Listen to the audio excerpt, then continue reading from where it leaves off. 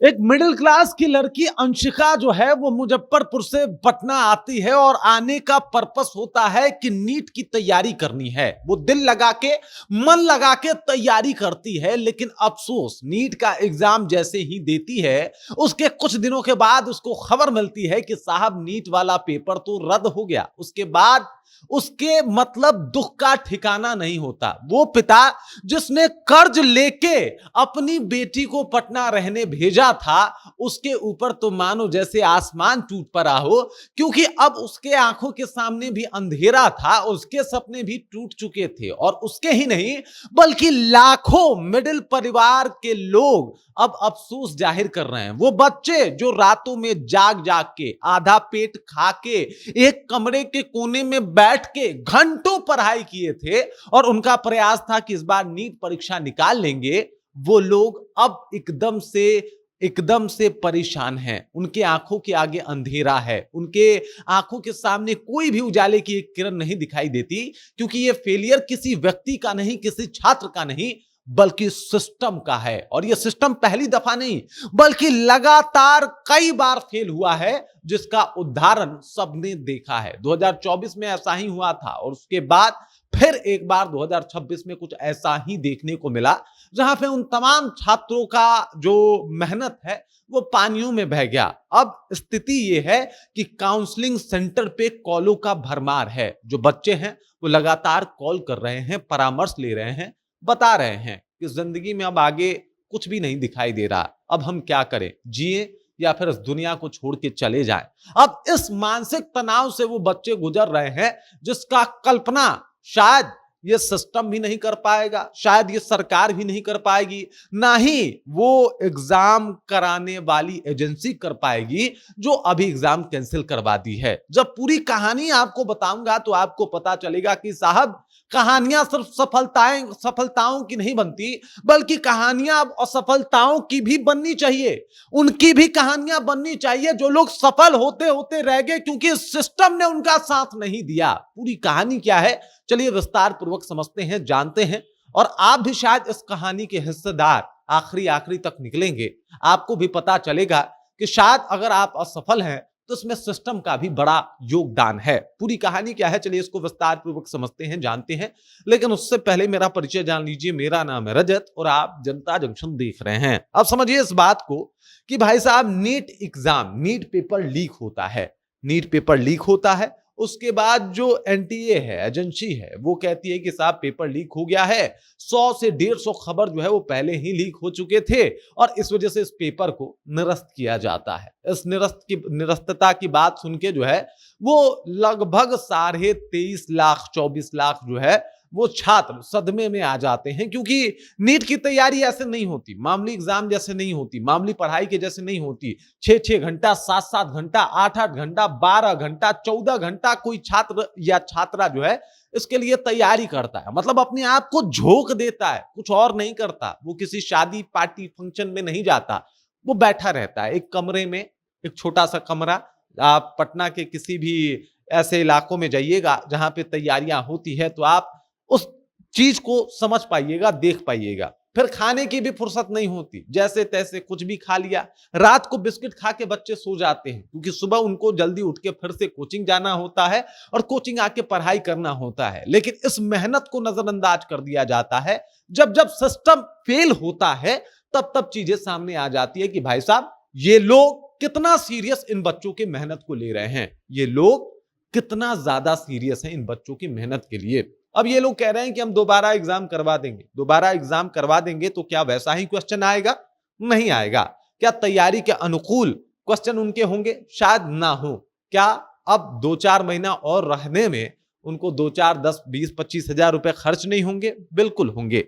महंगा कोचिंग, महंगी तैयारी, फिर से एक बार वो सब कुछ करना पड़ेगा। फिर से एक बाप को कर्ज लेना पड़ेगा, किसी बाप को जमीन बेचना पड़ेगा, किसी छात्र को अपने दिल में फिर से उम्मीद के दिए जलाने पड़ेंगे और ये सब कुछ करना पड़ेगा क्योंकि सिस्टम फेल हो गया था। मतलब फेल हुआ था सिस्टम, और इसका भुगतान जो है वो एक आम छात्र कर रहा है। आप सोच रहे होंगे कि सिस्टम का ये पहला फेलियर है। नहीं साहब, शुरू से लेके अंत तक, जीरो से लेके मतलब हायर एजुकेशन तक सिर्फ फेलियर सिस्टम ही तो दिखा है। सिर्फ फेल होता हुआ सिस्टम, जहां पे एक तरफ आप स्कूल में जाते हैं, सरकारी स्कूल में एक अलग ही माहौल आपको देखने को मिलता है। आप स्कूल में जाते हैं तो गुणवत्तापूर्ण शिक्षा की उम्मीद ही नहीं कर पाते हैं और इसी वजह से बच्चों को लोग प्राइवेट में दाखिला करवा देता है। वहां पे अवैध वसूली और किस तरीके से उनसे पैसा वसूला जाता है, इससे भी सब लोग रूबरू हो चुके हैं। उसके बाद आप जाइए और जाके 12th कीजिए। 12th के बाद आप तैयारियों में लगते हैं। कुछ लोग कहते हैं कि भाई साहब हम जो है वो अलग तैयारी करेंगे, तो इसके लिए उनके लिए ग्रेजुएशन अनिवार्य होता है। कुछ लोग ग्रेजुएशन की तैयारी करने जाते हैं तो हमारे यहाँ की यूनिवर्सिटी 3 साल के कोर्स में 6 साल का वक्त लेती है। किसी ने कभी नहीं पूछा कि ये जो 3 साल आपने एक्स्ट्रा लिया है, किसी एक स्टूडेंट से उसके जीवन का 3 साल ले लेना, ये साधारण घटना समझते हैं आप? 3 साल एक्स्ट्रा बर्बाद कर दिया आपने उसका, और आप कह रहे हैं कि आप उसे डिग्री दे रहे हैं। आपको नहीं लगता कि इस तरीके का सिस्टम हमारा काम करता है? और इसके ऊपर अभी तक कुछ नहीं हुआ। अब चलिए आते हैं ऐसे एग्जाम को लेके। एग्जाम में हमेशा पेपर लीक, कितना सीरियस ले कोई छात्र ऐसे एग्जामों को, और हर दफा मालूम पड़ता है कि कई दफा पेपर लीक हो गया क्योंकि ऐसे क्वेश्चन सामने आ गए। और क्वेश्चन सामने इसलिए आया क्योंकि बच्चों ने बताया कि पेपर लीक हो गया है। कोई एजेंसी इस बात को नहीं ढूंढ पाई, कोई एजेंसी ये पता नहीं कर पाई कि भाई साहब पेपर लीक हुआ है। बच्चे बता रहे थे कि गेस पेपर में पेपर जो क्वेश्चन है वो सेम आ रहे हैं, देखिए पेपर लीक हो गया, तब जाके एजेंसी को पता चलता है। अगर मान लीजिए बच्चे नहीं बताते या फिर बच्चे भी ध्यान नहीं दे पाते इस बात के ऊपर, तो क्या होता? तब तो फिर वो लोग जिन लोगों ने पेपर लीक करवाया था, या फिर वो लोग जो लोग पैसा देके कुर्सियां खरीद सकते हैं, वो लोग चले जाते, तो फिर उसके मेहनत का क्या? और ऐसे में सवाल बड़े सारे हैं। कई ऐसे बच्चे हैं जो परेशान हैं, वो फोन कर रहे हैं, अपने दोस्तों से बात कर रहे हैं, डिप्रेशन में जा रहे हैं। आज बच्चे तनावपूर्ण जिंदगी जी रहे हैं। परिवार वालों को अब सरकारी कॉलेज में दाखिला या फिर नीट की तैयारी से अब उम्मीद उठा हुआ है, उनको मनाने का प्रेशर। ये सब कुछ पता है क्यों हो पाया? क्योंकि सिस्टम नाकाम है। और ऐसे सिस्टम पे फिर दोबारा भरोसा कैसे किया जाए? हमारे यहां तो कहा जाता है कि जब एक बार भरोसा टूटे तो वहां से हट जाना चाहिए, क्योंकि भरोसा दोबारा भी टूट सकता है। फिलॉसफी है ये। अब इसमें फिलॉसफी भी थोड़ा सा मैं मिला देता हूं। दोबारा भी भरोसा टूट सकता है। 2 बार टूटे तो वहां पे तो जाना ही नहीं चाहिए। 3 बार टूटे तो उस चीज पे भरोसा करना आपकी मूर्खता है। तो क्या फिलॉसफी की अगर माने तो मूर्खता करेगा इंसान फिर से ऐसी एजेंसियों के ऊपर भरोसा करके?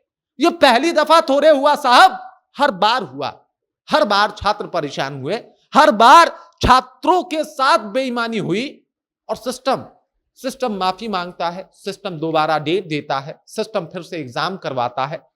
अगर कोई बात सामने नहीं आती तो एग्जाम सफल है। अब तो यह भी नहीं कहा जा सकता ना कि साहब 2025 के जो नीट एग्जाम हुए थे उसमें कोई धांधली नहीं हुई थी। हो सकता है बच्चों ने उस टाइम को क्वेश्चन के ऊपर ध्यान नहीं दिया हो सकता है बच्चों ने उसके ऊपर ज्यादा ध्यान ना दिया हो और इस वजह से चुपचाप भी हो गया हो। अरे कुछ भी हो सकता है ना, जब पेपर लीक हो सकता है तो 60-60 लाख रुपए में किस तरीके से सॉल्वर बिठाए जा रहे थे, ये तो पता चल गया क्योंकि यहां पे पकड़े गए वो लोग। नहीं पकड़े गए होते तो क्या पता 2025 में ऐसा हुआ हो और कोई पकड़ा ना गया हो। फिर इस सिस्टम पे भरोसा करना अपने आप से बेईमानी करना लगता है। बाकी ये सिस्टम फेल है। एजुकेशन सिस्टम ही अलग और अजीब तरीके से काम कर रहा है। और फिर इन बच्चों का क्या? इन बच्चों की गलती क्या है? इन्होंने सफलता के लिए दिन रात एक कर दिया, लेकिन ये नकारा एजेंसी इस बात का पता नहीं लगा पाया कि पेपर लीक क्यों हो रहा है और बार बार क्यों हो रहा है। इसे रोकने में आज तक वो असफल है। बाकी इस खबर, इस जानकारी को लेकर आप क्या सोचते हैं?